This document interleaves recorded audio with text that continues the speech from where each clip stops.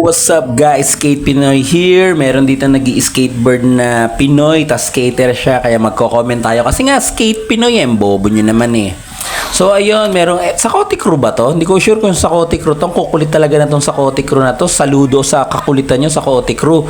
Pero pag nakachamba kayo ng guard na taga Mindanao, babarlin na lang kayo guys. Pag binaril kayo, kawawa naman yung pamilya ng mga guard, ng pamilya ng guard, kasi mawawalan siya ng trabaho at makukulong siya, tapos kayo patay.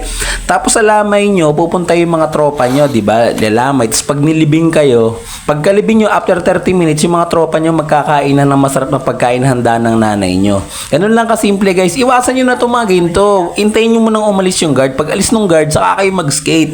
Kasi guys, ingatan nyo, may mga baril yan, tapos tinatanong nyo pa kung mambabaril ba si kuya. Wag ganun kuys, di ko lang ganun. Dat ganun, alis muna dyan. Mamaya na kayo bumalik pag wala na siya. Kawawa naman pag binaril kayo niya, ng kawawa yung pamilya nila. Kasi mawawalan trabaho, tapos kayo hindi kayo kawawa kasi ililibing na kayo kasi ang kukulit niyo yung iba matutuwa pa kasi na deads kayo. Kasi nga makukulit kayo eh. Skate Pinoy!